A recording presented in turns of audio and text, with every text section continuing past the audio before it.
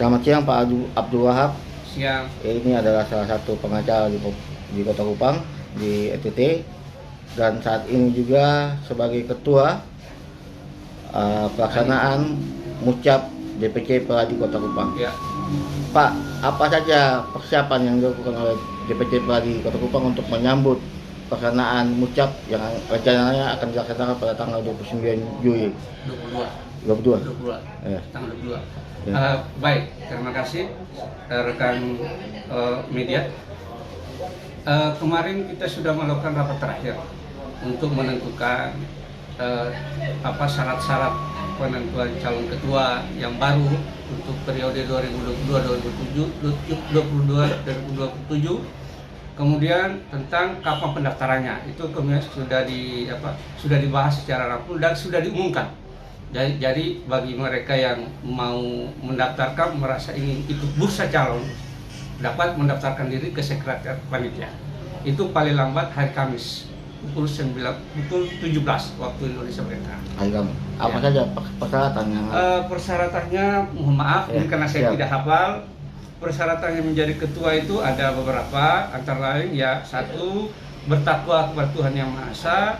2. Warga negara Indonesia. 3. Telah berpraktik sebagai advokat sekurang-kurangnya 5 tahun. 4. Pernah menjadi pengurus minimal 1 periode kepengurusan Peradi. 5. Tidak merangkap sebagai pejabat negara. 6. Tidak pernah dikenakan sanksi atau tindakan disiplin karena melanggar kode etik berdasarkan putusan Dewan Kehormatan. 7. Tidak pernah dihukum karena suatu tindak pidana kejahatan dengan ancaman pidana 4 tahun atau lebih berdasarkan putusan pengadilan yang berketentuan hukum tetap. Selanjutnya, tidak sedang menjabat sebagai ketua DPC Peradi selama 2 periode secara berturut-turut. Selanjutnya, menyatakan kesediaan untuk dicalonkan menjadi ketua DPC Peradi dan hadir dalam Mucap. Itulah syarat-syarat yang harus dipenuhi oleh salah seorang calon ketua. Kemudian pada saat ingin berkeinginan menjadi bakal calon ketua, maka dia mendaftar dengan melampirkan pertama formulir pendaftaran bakal calon yang disiapkan oleh panitia. Jadi panitia memang sudah menyiapkan formulirnya. Kemudian fotokopi kartu tanda penduduk, fotokopi kartu advokat yang masih berlaku, fotokopi surat keputusan yang dibuat oleh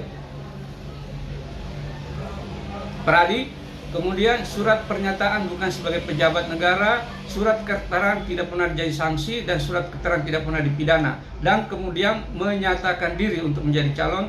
Terakhir adalah mengajukan visi misi dan program kerja Peradi. Visi misinya itu disampaikan pada saat apa?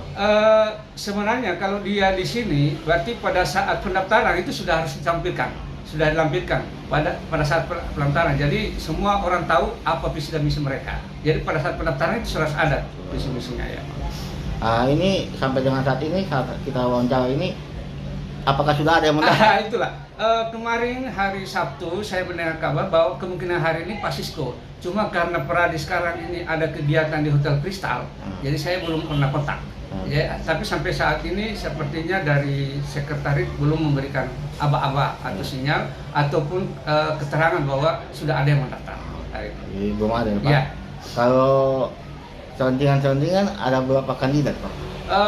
Ini yang beredar ya. Yeah. Ini yang beredar di kalangan pengacara. Kemudian itu antara lain kalau saya tidak salah ada 3 kandidat.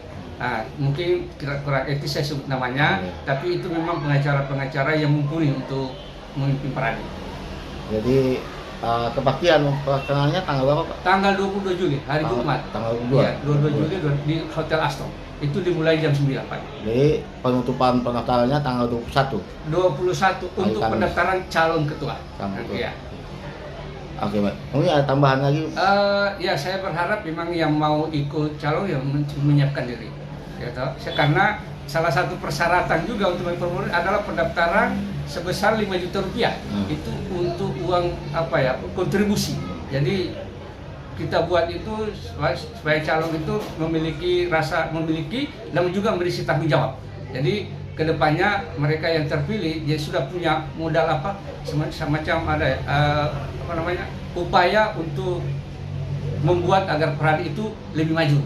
Artinya kita berharap pemimpin kedepannya ini bisa betul membawa Peradi ke depan untuk sama-sama mempunyai harkat dan martabat. Oke Pak, mungkin ini penegasan selain sebagai ketua panitia, Siap. tapi sebagai advokat. Ya. Advokat, apa harapan Bapak terkait dengan pemilihan ketua yang baru? Ya begini, saya berharap ketua yang baru nanti minimal tugas utama beliau adalah yaitu menyediakan satu tempat sekretariat, karena selama ini sekretariat permanen untuk Peradi belum ada.